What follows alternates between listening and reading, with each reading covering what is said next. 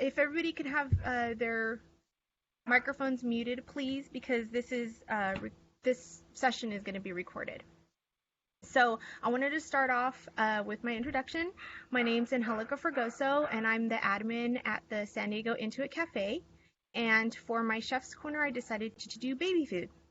But first off, I'm going to start off with our safety moment, and to kind of coincide with my theme, it's going to be about parents taking time for themselves to avoid burnout. I know we're all kind of there. I know for at least I am with the homeschooling and stuff and trying to do, work from home and help the kids. And I just wanted to remind everybody to take time for themselves. And even if that means going to do some yoga or some stretching, I know a big one for me is just going outside for a walk, even if it's 5 minutes. Even if I have to take my kids, my baby and my son with me, at least just getting outside, the fresh air just really helps me clear things up, lower the stress so that I can continue to help my kids, especially my son, the one in school, help him focus on his school studies. But another couple examples I have is reading a book. That's a good one for me. Unfortunately, I'm not allowed to do that during the day. Because I just don't have that time. But when the kids are put to bed, that's what my reading time. But also a good one is listening to an audiobook. If you guys have any, free time to do that, that's a great way to relieve some stress. Or even playing music while cooking is a really good one. Just, break up the routine. It's just, something to help us parents just calm down. That's what we need at this time. And even just drinking a cup of tea helps. I noticed doing that in the afternoon after dinner just really, just to sit down with my kids on the couch and have some tea is just a nice 5-minute little calm break. But the benefit of doing that is by taking these breaks is to be able to get back to your job of parenting and be refreshed and energized. And I just think that's important, especially in the times we're in right now. Being home is just so we're able to be there for our kids. All right. So, and I just wanted to let you guys know the reason I chose baby food to do my Chef's Corner theme is because currently I have an 8-month-old baby at home. And but this started 6 years back. I had a doggy and he got diagnosed with an autoimmune disease, and they said I had to euthanize him or just see how it went in the next couple weeks if he didn't get better. And so I was kind of at my last hope, and I thought, you know what, I'm gonna try and look up maybe changing his diet. So I did that, and I switched to an all organic homemade dog food, and he lived about a year and a half after I started doing that. So I really think that was a big thing, and that kind of just changed my perspective on making homemade food. And so then about a year after he got diagnosed, I got pregnant with my son, and I said, if I made my dog's food, I better make my son's food.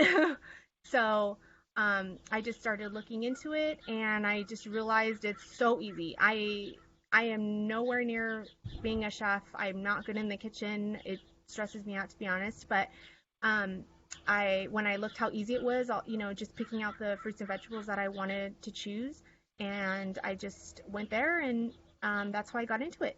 So I just wanted to share a couple of slides for you guys. And please feel free, if you guys have any comments or questions, put them in the chat box, and then I'll make sure to answer them all when I'm done. All right, let me start this. Okay, so the most important, I think, is organic is best, especially with your baby. All they've been is formula fed or breastfed, and when they're first getting, it's like do you guys see it? Okay. When they're first getting their nutrients in, they need to have organic. It's just the most important. I know if you can't, you can't, but at least for the first year, it's best. And also choose seasonal produce. And the reason for choosing seasonal foods is because it's fresh, it's affordable, and it's full of flavor. Those are the big reasons for choosing seasonal produce. And It reduces pesticide consumption and high intensity nutrients. And then I've also posted a link here, and I will be posting that with my video later on the At Your Table Food Slack channel. So you guys can go back for references, and it's just nice. It gives you up-to-date seasonal produce for vegetables and fruits. All right, and next I just wanted to talk about the equipment. So for myself, I got the baby bullet blender for my son as a baby shower gift actually, and it's just been great. But you can use other things, even just I have here an Instant Pot, which I never even thought of. So easy, just throw the vegetables and fruit in there, make them nice and soft, and then you can just blend it up. I prefer the Ninja blender. That's what I also have at home. But I think the more higher end, like the Blendtec, the Ninja blender, and the Vitamix, just work a little bit better because they're able to get the smoother consistency um, for especially when your baby's starting off around 6 months. I think that works best. And then I also have on here the freezer trays is another big thing to start off. These ones, the baby bullet blender actually came with some, but I know I just found on Amazon you can get them for like $5 a bundle, and they're great. You just blend up the baby food, pour them in there, freeze them. And then how to store homemade baby food. So this is one I found surprising, which was I thought it was fantastic because as soon as I found out you can freeze it for up to 4 months, I was like, yay!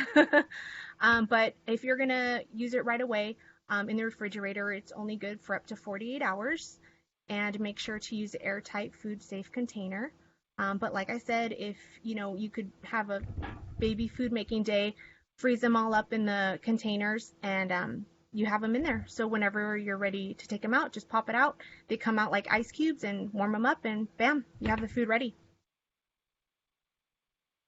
All right. And for homemade baby food recipes by age, and I know this varies because I know, some pediatricians, they say earlier, they say later, they say what type of food, start with cereal, start with avocado or banana or softer foods. I think it just depends up to the parents. For my son, he was allergic to dairy, so I had to actually do it a little bit later because I was just concerned that he was going to have food allergies as well, besides the dairy. So I started him off at 6 months, and I started him off with baby cereal, which I milled myself with my baby bullet, and I just mixed that in with the breast milk, and that seemed to work fine. And then I just progressed, but I did his a little bit slower. Not like my daughter, she's 8 months now, but I started her a little bit early at, I would say 5 months. And I didn't think she would have any problems because she didn't have any dairy allergies. So I started her off with avocado, and then I just went up. And you're supposed to start every food or keep it consistent for 3 days and then to see if they have any allergy and then move on. But that varies up to you guys, whatever your pediatrician recommends. So I have here 4 to 6 months, banana puree and avocado mash are good starters. And then 7 to 9 months, pear, spinach, or white beans and sweet potato puree. And then for 10 to 12 months, pineapple, chicken, rice, broccoli, and beef. Now for me, my daughter, she's 8 months. She just turned 8 months, and she's tried everything on here and some, except for the chicken. I haven't given her that. I probably will soon. But like I said, it's really, however you feel more comfortable giving your baby food, it's up to you. All right, and last but not least, it's Ithaca's favorite food. That's my daughter. This is her favorite puree right now, and it's the oats, spinach, and avocado puree. And I will share this recipe with you guys later on when I post this on the Slack channel. And it's just really easy. Half cup old-fashioned oats, avocado, spinach, and water. Oh, and another thing, I know I'm getting into details here, parents, but make sure when you're starting your baby off on foods, they tend to get a little bit constipated. So I've noticed that I had to introduce prunes, or papaya is a big one that I had no idea until my grandmother was like, give them papaya. And I'm like, okay. So, and it helps. So that was with my son. I would say every 4 days I'd give him like a couple spoonfuls of pureed prunes or papaya, and then that same goes for my daughter, and it seemed to just really help and keep them going. But don't get carried away because that just becomes a mess. All right, so stop sharing here. So that's pretty much it for my slideshow. I have here, I just wanted to show you guys, I have the bullet and the baby stuff here. So,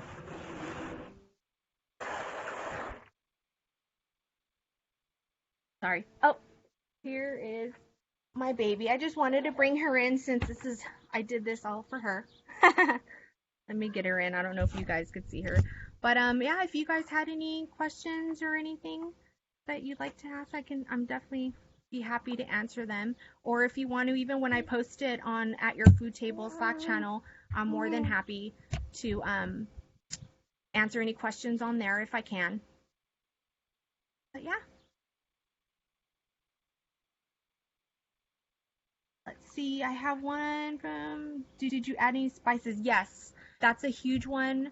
I definitely recommend, like for Ithaca, I do chia seeds or flax seeds. I add that. I added that about 3 weeks going into making her food, just a little bit at a time, but it really helps with textures and it helps the babies get used to those different textures. You don't want them to you don't want your kids to be a little extra picky. I know for my son, he's still not good with textures, so add as much flavors, herbs, spice it.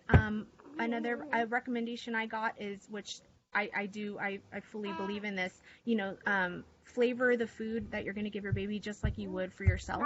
So, if you're really into curry-based stuff, add some curry into it and things like that, just so the baby can get introduced to different flavors, and that really seems to help.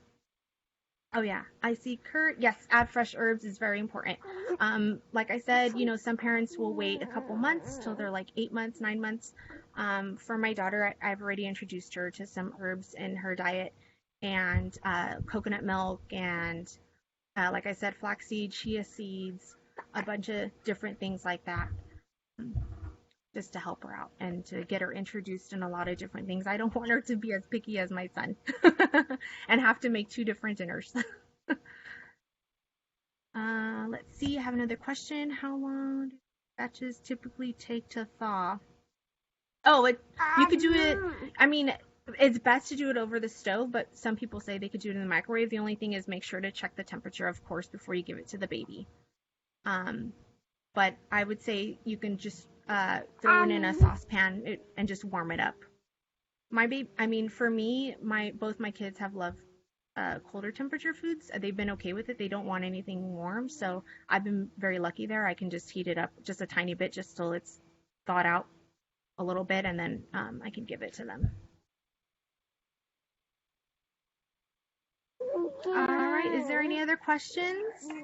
Yeah, I got a quick question. Yeah. I know from when I had kids, 7 years, 8 years ago, baby food became like stages. So you had like puree, and then it got kind of chunkier. Like, how do you handle the different stages of that?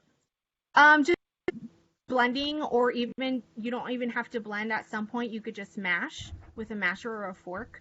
My daughter, now, of course, if I'm just on a quick hurry, if I'm coming home and I don't have any baby food made or anything, a good thing is just I grab an avocado, take it out, smash it like I would guacamole, and there you go. Add some seeds in there, add some flavor, some lemon juice or something like that, kind of like a guacamole, and perfect. There's a perfect dinner for babies. And then as they get older, when you introduce like proteins in chicken, you can just broil some chicken, and when you're slicing it up, dicing it, you could just make sure that they're little pieces. But it varies per kid. That's what I would have to say. Just how they're taking it. Are they able to pick up their food yet? Are they able to, swallow, chew, things like that. All right. Do we have any other questions?